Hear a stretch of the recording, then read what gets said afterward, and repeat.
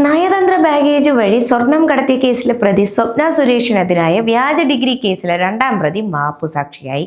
Space പാർക്കിലെ നിയമനത്തിനായി സ്വപ്ന വ്യാജ ബിരുദ സർട്ടിഫിക്കറ്റ് ഹാജരാക്കിയിരുന്നു. മഹാരാഷ്ട്രയിലെ ബാബ അംബേദ്കർ യൂണിവേഴ്സിറ്റിയുടെ പേരിലാണ് വ്യാജരേഖയുണ്ടാക്കിയത്. സംഭവത്തിൽ കണ്ടോൺമെന്റ് പോലീസാണ് സ്വപ്ന സുരേഷിനെ പ്രതിയാക്കി കേസ് രജിസ്റ്റർ ചെയ്തത്. സച്ചിനെ മാപ്പുസാക്ഷിയാക്കിയതോടെ കേസിൽ ഒരു പ്രതി മാത്രമായി. സ്പേസ് പാർക്കിൽ സ്വപ്ന സുരേഷിനെ കൺസൾട്ടന്റായി നിയമിച്ചത് പ്രൈസ് വാട്ടർ കൂപ്പേഴ്സ് എന്ന കമ്പനിയാണ്. Kerala state information technology infrastructure ലിമിറ്റഡിന്റെ അധീനതയിലുള്ള സ്പേസ് പാർക്കിലേക്ക് നിയമനം നടത്തുന്ന ഏജൻസിയായിരുന്നു പ്രൈസ് വാട്ടർ കൂപ്പേഴ്സ്. സ്വപ്ന സുരേഷിന് ജോലി ചെയ്ത കാലയളവിൽ നൽകിയ ശമ്പളം തിരികെ നൽകണമെന്ന് ആവശ്യപ്പെട്ട് KSITIL പ്രൈസ് വാട്ടർ കൂപ്പേഴ്സ് കമ്പനിക്ക് കത്ത് നൽകിയിരുന്നു. എന്നാൽ ഈ പണം നൽകാനാകില്ലെന്ന നിലപാടിലാണ് പ്രൈസ് വാട്ടർ കൂപ്പേഴ്സ്.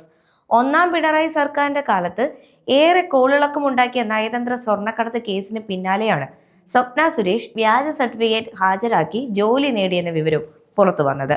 കേസിൽ രണ്ടാം പ്രതിയായ തന്നെ മാപ്പുസാക്ഷിയാക്കണമെന്ന സച്ചിന്റെ അപേക്ഷ തിരുവനന്തപുരം 1ാം ക്ലാസ് ജുഡീഷ്യൽ മജിസ്ട്രേറ്റ് കോടതി അംഗീകരിക്കുകയായിരുന്നു. സച്ചിനെ മാപ്പുസാക്ഷിയാക്കുന്നതിൽ എതിർപ്പില്ലെന്ന് പോലീസ് കോടതിയെ അറിയിച്ചു.